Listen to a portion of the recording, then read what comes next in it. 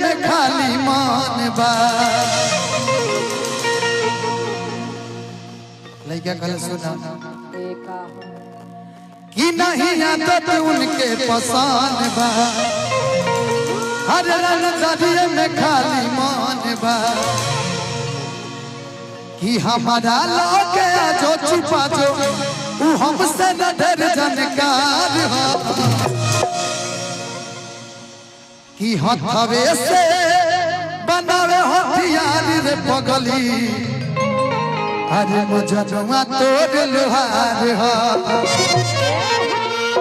तो हथवे से बनावे हथियार रे पगली तोड़ लोहार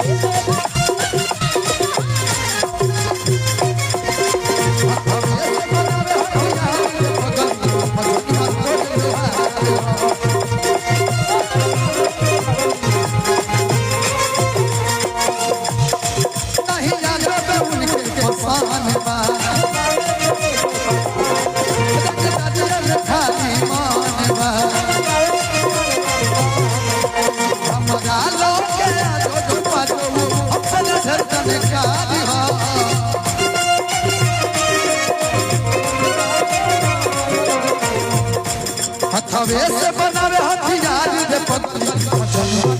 लोहार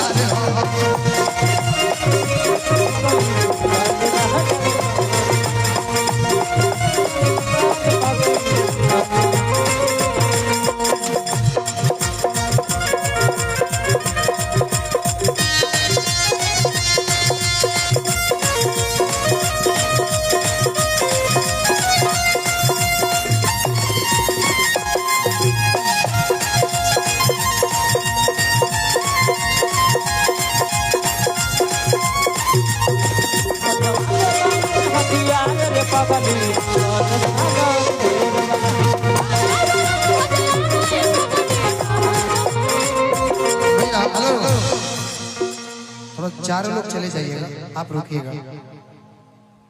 1 मिनट के लिए हाँ कभी